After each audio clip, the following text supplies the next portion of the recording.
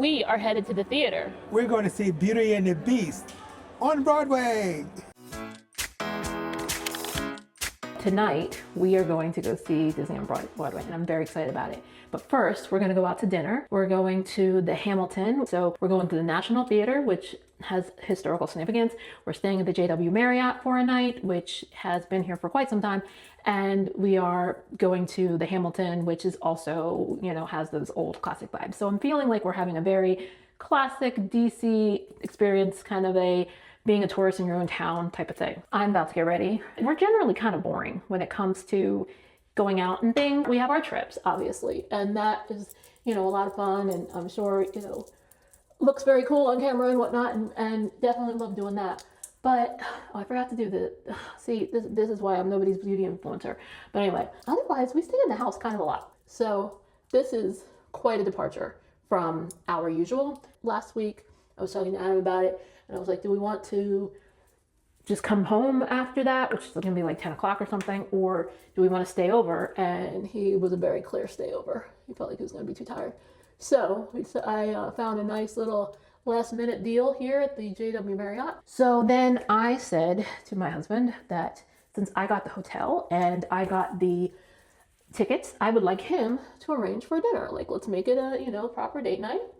He said he would. So today he comes and he says, I need help figuring this out.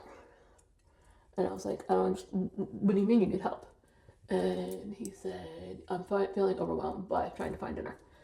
Now, granted, he needed to find something that was going to work with the timeline that we had, and, hopefully something that had some gluten-free options for me, but it wasn't rocket science. And so I was pretty sure that he was doing the thing where he was like, I'm going to say it's hard, and then Brooke's going to take over, and Brooke's going to do the thing, which Brooke usually does. But I was feeling a little spicy. And so I said, what do you mean help? And he's like, I just can't figure it out. I'm like, okay, so you want me to do it for you? I said it in a very pointed way to say, is this what we're doing? Are you giving up?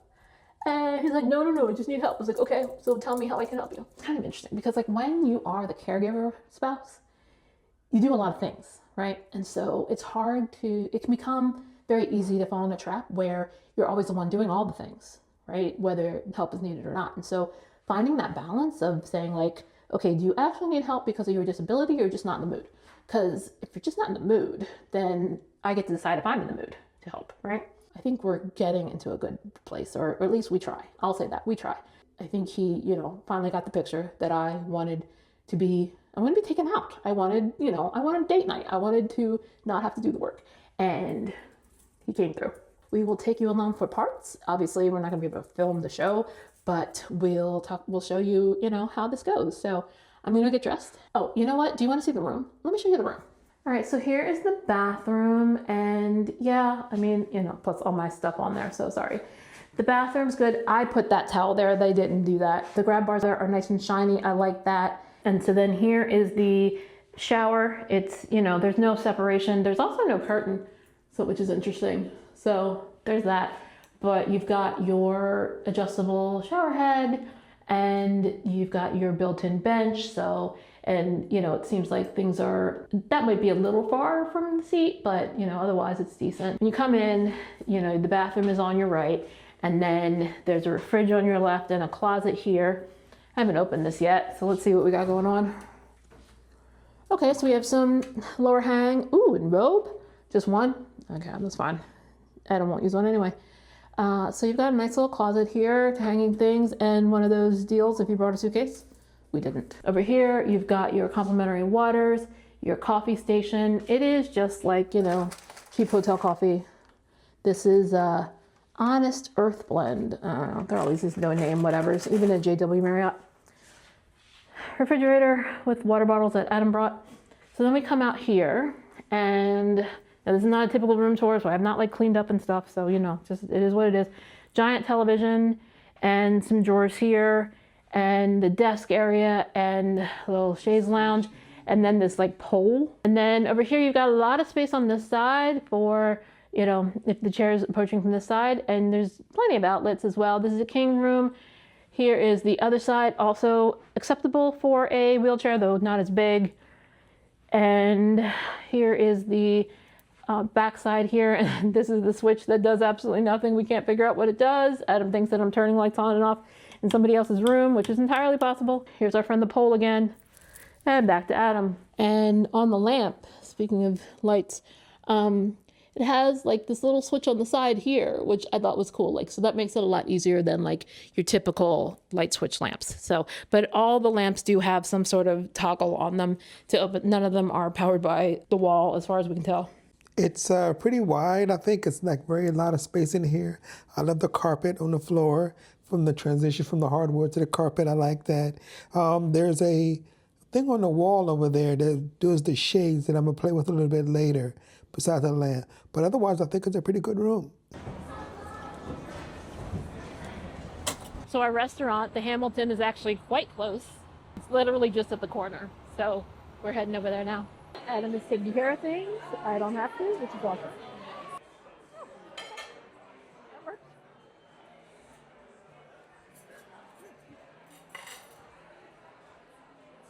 This is the first time we have come to the Hamilton. We lived in DC most of our lives, or most of my life at least. And so I really don't explore the downtown like I should, even as a native here. But in the Hamilton, it looks pretty nice in here. It's like a lot of art on the walls. The building looks old from the outside. It's downtown DC. So yeah, it looks pretty nice in here. Dark wood paneling. It is a little loud, but I get that because it's an open area. So yeah, it's pretty good in here. It's accessible for so far, other than the booths, which are closed off. You gotta close the door if you want more privacy, but the open tables are like, just pull the chair out and you're good to go. So all their wheelchair height, they look pretty good. So overall, I think we will enjoy our dinner here at the Hamilton. When we sat down, the waiter introduced himself. He didn't proactively ask if we had any allergies, but once I told him that I did, he like wrote them all down. So we just put in our order, and he said he's going to check with the chef to make sure that everything is okay. Very good allergy protocol. Reminds me of Disney's. So we'll see what happens. Well, this is the first. My food comes out first by itself with an entire bowl of peas. I don't even know if they sell a whole bowl of peas on the menu, but there was a miscommunication, clearly. The manager named Rashad just came over. He apparently saw it happening, and he was like, I just went back and yelled at the kitchen. No, they don't sell a bowl of peas as like on the menu. So he was confused when he saw it, and then when he heard that like it was literally the thing I'm allergic to that they brought, like he was very upset. They're making a whole new thing. They're making me a new Branzino. When it's ready, they're going to radio him, and he's personally going to check it before it comes to me. Very interesting, but you know, they're on it. Here it comes. So the Branzino was delicious. They've come to check on me like 8 times. I'm pretty sure this was not a normal thing that happened. They offered me a free dessert for my troubles, and so we're going to get that to go because we do need to get going. Bonjour! Bonjour! Bonjour! Bonjour! So what are your thoughts at intermission? The beginning was slow in my opinion, but when the dance started happening and the ensemble cast started going, it got really good. It's not what I expected, so it's exceeding my expectations so far. Yeah, I'm loving this. Beauty and the Beast was my favorite Disney movie growing up, so this has just been great. They honored to be our guests. They had to get creative, but they absolutely honored that number. They honored the guest on number. This is good. I gotta figure out what Chip is because he's on this. Oh my gosh, yeah. I swear, it's like the car is see-through, but he has a little boy's head sticking out the top. It's weird. I don't know how this is happening. So we'll talk more about it when we have microphones on. But I just wanted to capture our intermission thoughts because, this was incredible. We are back. That was good. No, good is not a word. It was thrilling. It was an experience. When I was growing up, we didn't have theater. We had small plays in school we did and things like that. But to actually go to a performance show like that, be it on a cruise that you can go see or on land, wherever, I really recommend people go to get out and experience those things.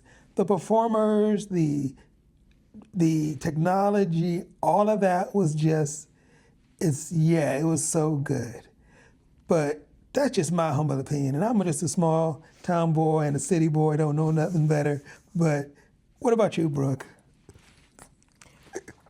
I really liked it. This isn't something I've done before. I've seen plays, but I haven't seen like a proper Broadway production. And I'm very excited that this was my first one. Beauty and the Beast was my big movie growing up. And I think it was because of the fact that she was odd. Look, there she goes, a girl who's strange, but special. A most peculiar, but Terms like neurodivergent and things like that, like those just weren't things that people recognized back then. I never felt like I fit in anywhere. And when she says she wants more than this life, she wants adventure, like I just remember like that spoke to me. I want adventure in the great wide somewhere. I want it more than I can tell. I wanted more than what was in front of me.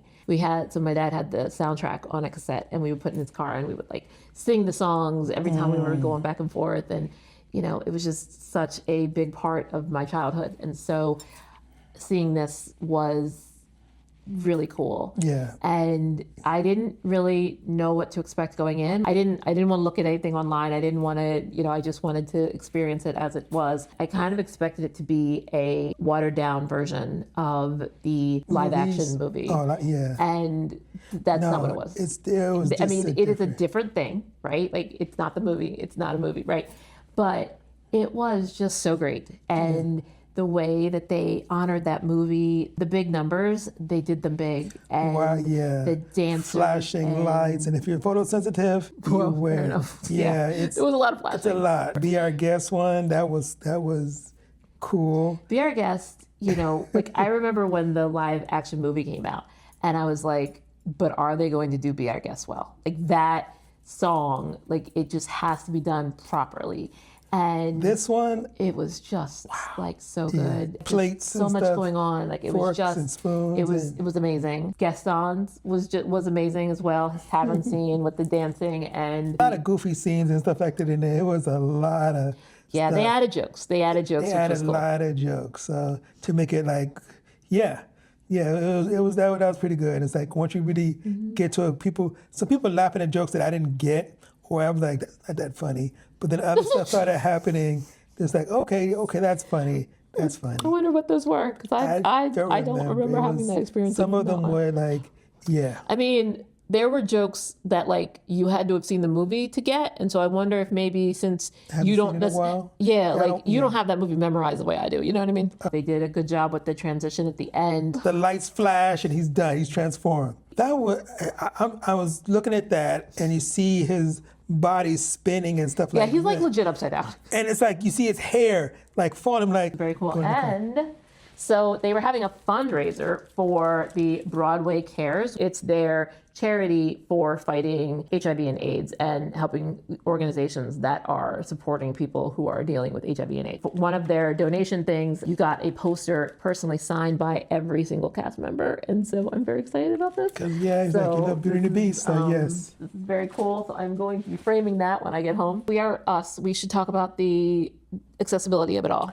Yes. Okay. So this was at the National Theater in Washington, D.C. They asked me, do I want to stay in my chair or transfer? So I said I can transfer. Yesterday, I was at work and I got a call to ask if we wanted the chair removed or if he was going to transfer.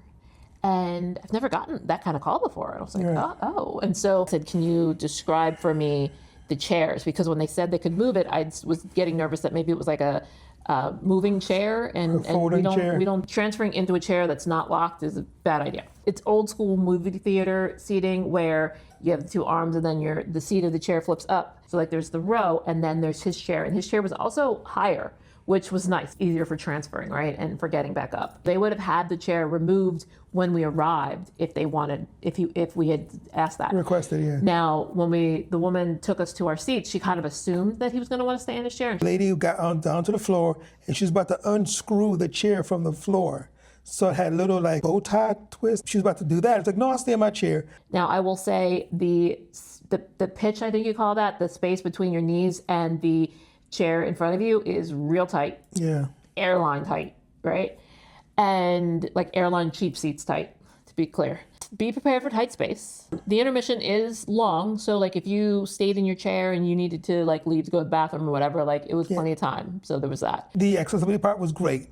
So yes, I could transfer it, or I could stay in my chair. The spot just roll into your spot, and you're in. You're in. If you were doing that again, would you stay in your chair or would you transfer? I don't know. The seat wasn't as comfortable as I would like. So Okay. No. So you probably would have stayed in your stayed in chair. my chair. Okay.